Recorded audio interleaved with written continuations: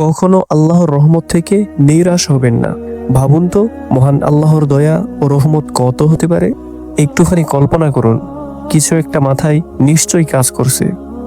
প্রিয় দর্শক, চলুন আমরা হাদিস থেকে জেনে নেই মহামহিম রব কত দয়াময় ও ক্ষমাশীল। রাসূল সাল্লাল্লাহু আলাইহি ওয়াসাল্লাম বলেন, আল্লাহ তার দয়াকে 100 ভাগে বিভক্ত করেছেন।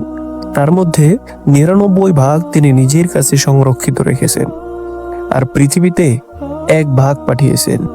ওই 1 ভাগ পাওয়ার কারণেই সৃষ্টি জগৎ পরস্পরের উপর দয়া করে। এমনকি ঘোড়া তার বাচ্চার উপর থেকে পা সরিয়ে নেই এই ভয়ে যে বাচ্চা ব্যথা পাবে। সুবহানাল্লাহ। পুরো সৃষ্টি জগৎ মাত্র 1 ভাগ দয়ার কারণে যদি এতখানি দয়ার পরবশ ও স্নেহশীল হতে পারে, তাহলে সেই মহান রবের কত বেশি দয়া আর করুণার আধার তিনি। প্রিয় দর্শক, আমরা মানুষ হিসেবে মহান রবের নিয়ামতের কথা ভুলে গিয়ে বারবার তার অবাধ্য হই, তার আদেশ ও নিষেধ ভুলে যাই। কখনো কখনো অনেক বেশি পাপ ও অনাচারে ডুবে যাই, ভুলে যাই সেই পরম সত্তাকে। এত বেশি পাপ ও গুনাহ করে ফেলি, এক সময় তার ক্ষমার আশাই বাদ দিয়ে দেই। তিনি কি ক্ষমা করবেন এত পাপ, এত অনাচার ও অবাধ্যতা? এভাবেই হয়তো আপনি জীবনের আশাই ছেড়ে দিয়েছেন, কিন্তু না, সেই কঠিন মুহূর্তেও মহান রব আপনার পাশে আছেন।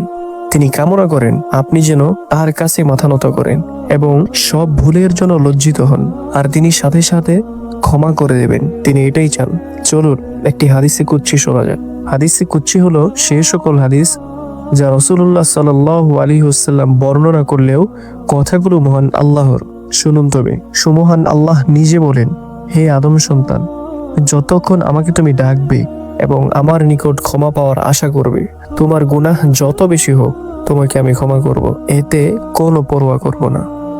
হে আদম সন্তান, তোমার গুনাহের পরিমাণ আসমানের কিনারা বা মেঘমালা পর্যন্ত পৌঁছে যায়, তারপর তুমি আমার নিকট ক্ষমা প্রার্থনা করো, আমি তোমাকে ক্ষমা করে দেব, এতে আমি কোনো পরোয়া করব না। হে আদম সন্তান, তুমি যদি সম্পূর্ণ পৃথিবী পরিমাণ গুনাহ নিয়েও আমার নিকট আসো এবং আমার সঙ্গে কাউকে শরীক না করে থাকো, তাহলে তোমার কাছে আমিও পৃথিবী পরিমাণ ক্ষমা নিয়ে হাজির হব। সুবহানাল্লাহ। স্বয়ং আল্লাহ সুবহানাহু ওয়া তাআলার এই আহ্বান শোনার পরও কি আপনার কোনো সংশয় আছে? তারপরেও হয়তো ভাবছেন, আমার তো বারবার গুনাহ হয়ে যায়। নিজেকে অনেক বেশি সংযত রাখলেও শয়তান শেষ পর্যন্ত আমার উপর জয়ী হয়, অর্থাৎ শেষ পর্যন্ত গুনাহে জড়িয়ে পড়ি। মহান আল্লাহ কি আমার বারবার হয়ে যাওয়া পাপ ক্ষমা করবেন, কিংবা আমি কি ক্ষমার উপযুক্ত? আসুন এই প্রশ্নগুলোর উত্তর বের করে নেওয়া যাক। রাসূলুল্লাহ সাল্লাল্লাহু আলাইহি ওয়াসাল্লাম বলেন, কোনো বান্দা গুনাহ করলো, তারপর সে বলল, হে আমার রব, আমার তো গুনাহ হয়ে গেছে, আমি তো গুনাহ করে ফেলেছি, আমার গুনাহ মাফ করে দাও। তার প্রতিপালক বলেন, আমার বান্দা কি এই কথা জেনেছে যে তার এমন একজন রব রয়েছেন যিনি গুনাহ ক্ষমা করেন এবং এর কারণে শাস্তিও দেন? আমার বান্দাকে আমি মাফ করে দিলাম। তারপর সে আল্লাহর ইচ্ছে অনুযায়ী কিছুকাল অবস্থান করলো এবং সে আবার গুনাহে জড়িয়ে পড়ল। বান্দা আবার বলল, হে আমার রব, আমি তো গুনাহ করে ফেলেছি, আমার এই গুনাহ মাফ করে দাও। তখন আল্লাহ বলেন, আমার বান্দা কি এই কথা জেনেছে যে তার এমন একজন রব রয়েছে যিনি গুনাহ ক্ষমা করেন এবং এর কারণে শাস্তিও দেন? আমি আমার এই বান্দাকে মাফ করে দিলাম। এরকম 3 বার বলেন। কি ভাবছেন, মহান আল্লাহর দয়া দেখে খানিকটা আশাবোধ হচ্ছে নিশ্চয়? এখন আর কোনো সংশয় বা শয়তানি ধোঁকা কাজ করছে না। এই আশার ঝিলিকের মাঝে হৃদয়ের গহীনে মহান রবের প্রতি কিছুটা কৃতজ্ঞ বোধ জেগে ওঠার কথা। খানিক আশা ও দুরুদুরু ভয় নিয়ে এবার আপনি কিছু আমল করার জন্য তৎপর হয়ে উঠবেন। গভীর রাত্রিতে জায়নামাজে 2 ফোঁটা চোখের পানি ছড়িয়ে মহান রবের দুয়ারে প্রাণ খুলে কেঁদে কেঁদে নিজের গুনাহ ও পাপের জন্য ক্ষমা চাইতে আর কোনো দ্বিধা ও শঙ্কা থাকার নয়, কারণ তিনিই তো আমাদের সবচেয়ে আপন।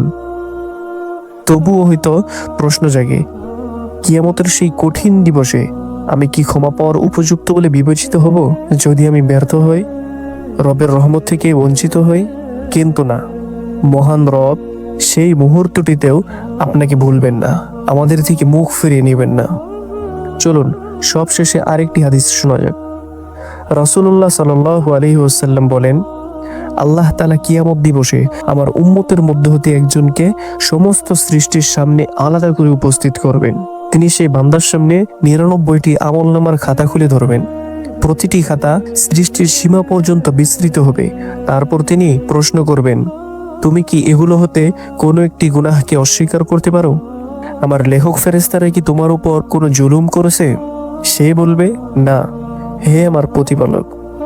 তিনি বলবেন, আমার নিকট তোমার একটি সওয়াব আছে, আজ তোমার উপর এতটুকু জুলুম করা হবে না। তখন একটি কাগজের টুকরা বের করা হবে, তাতে লেখা থাকবে, আমি সাক্ষ্য প্রদান করছি যে আল্লাহ তাআলা ব্যতীত ইবাদতের উপযুক্ত আর কোনো মাবুদ নেই। আমি আরো সাক্ষ্য দিই যে মুহাম্মদ সাল্লাল্লাহু আলাইহি ওয়াসাল্লাম আল্লাহর বান্দা ও রাসূল। তিনি তাকে বলবেন, দাঁড়িপাল্লার সামনে যাও। সে বলবে, হে প্রভু, এতগুলো খাতার বিপরীতে এই সামান্য কাগজটুকুর কি আর ওজন হবে? মহান আল্লাহ বলবেন, তোমার উপর কোনো জুলুম করা হবে না। রাসূলুল্লাহ সাল্লাল্লাহু আলাইহি ওয়াসাল্লাম বলেন, তারপর সমস্ত খাতা এক পাল্লায় রাখা হবে এবং ছোট কাগজের টুকরাটি আরেক পাল্লায় রাখা হবে। ওজনে সমস্ত খাতাগুলোর পাল্লা হালকা হয়ে যাবে এবং ওই কাগজের টুকরো পাল্লা ভারী হয়ে যাবে। আল্লাহ তাআলার নামের বিপরীতে কোনো কিছুই ভারী হতে পারে না। সুবহানাল্লাহ। মহান আল্লাহ সুবহানাহু ওয়া তাআলার রহমতের প্রত্যাশা নিয়ে কায়েমানুবাক্যে প্রার্থনা করি, তিনি আমাদের ক্ষমা করুন এবং তার আদেশ নিষেধ মেনে চলার তৌফিক দিন।